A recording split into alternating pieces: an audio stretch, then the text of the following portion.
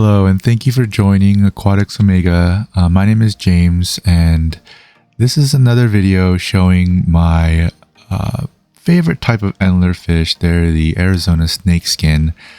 I don't know if many people have heard of these. I think before I picked these up, I have heard of a certain type of Snakeskin Endler, but not the Arizona Snakeskin. And in a bit, I'll show you some up-close photos and why these have become my favorite type of Endler fish.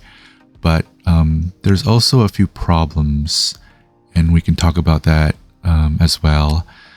But before we get into the details, I just want to kind of go through this tank and give you some history on it. This is a 20-gallon long. I got it from Petco, dollar per gallon sale. Actually, they're not $1 anymore. I think it's $1.25, but still the best deal you can get. And the aquascaping is not the prettiest. This is one of my this was originally one of my breeding tanks for my Neocaridina, which didn't do so well, so I ended up just throwing some Endlers in, and they're actually doing very well. And so you can see here we have some very, very pregnant females, and out of all of my Endlers, I actually never see them get this big. And this might be also due to the problem I alluded to earlier that this tank has, and maybe that problem will present itself shortly. But here you can see the males and that pattern on their belly area. That is what the snakeskin pattern is. And to me, it reminds me very similarly to the patterns on a Galaxy Raspora.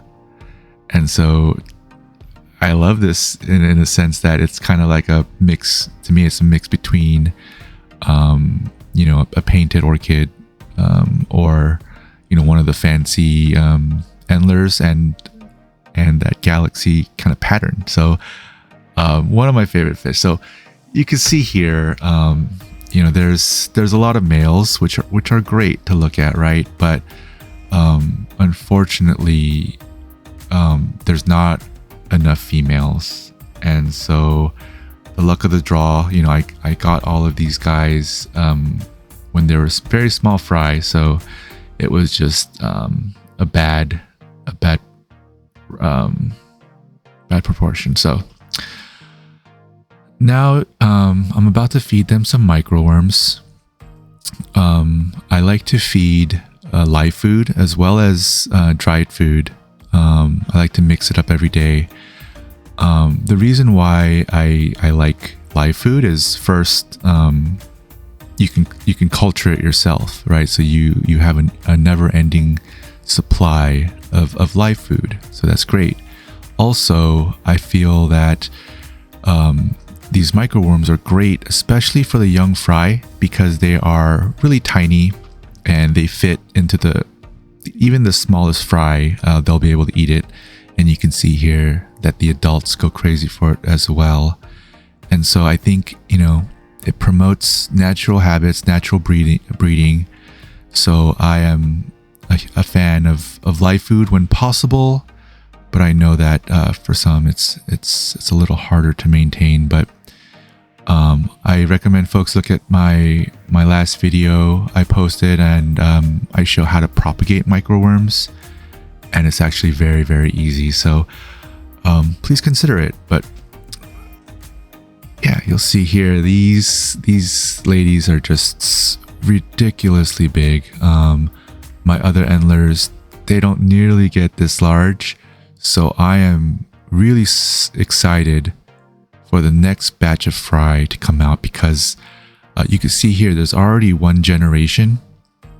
You can see some of the smaller fry there, and so that was basically the first batch for a lot of these female Endlers, and so now they're getting ready for their second batch, and it's just crazy. Like the one in the middle right there on the top, this is literally about to explode. So I am excited. I will share some follow-up videos, and we can take a look at how many and they're all, it seems like they're all pregnant at the same time. And so yeah, this is turning out to be a fairly successful project.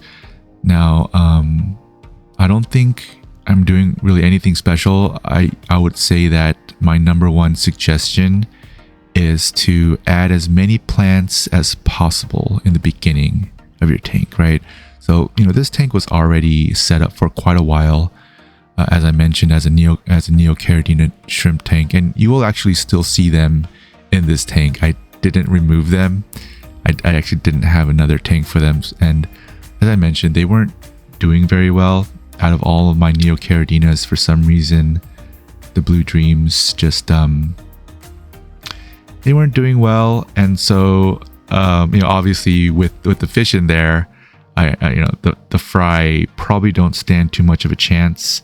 So this is just going to be more of my you know, have a little bit more excitement in this tank. But in terms of tank mates, right now it's just Neocaridina, a great cleanup crew, as you can see here, and also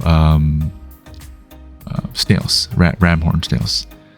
And so ramhorn snails are great. You just have to manage the population over time. You know, you can give them away and things like that. But I really recommend, you know, having cleanup crews as a second layer to break down the waste. So now I want to show you where you can find these snakeskin endlers, and really any type of endlers you can possibly imagine. You can all find them on this one site, Endlers Arc. The owner, Noah, I actually talked to him, and he is one of the nicest people I've ever met. And so please support him. He is doing this because he wants to preserve these species, and he's actually persuaded me that I need to kind of do the same thing. So I have a lot of appreciation, and so please go to his site, check it out, tell him I sent you, and maybe he'll give you a discount. And so now I just kind of want to leave us,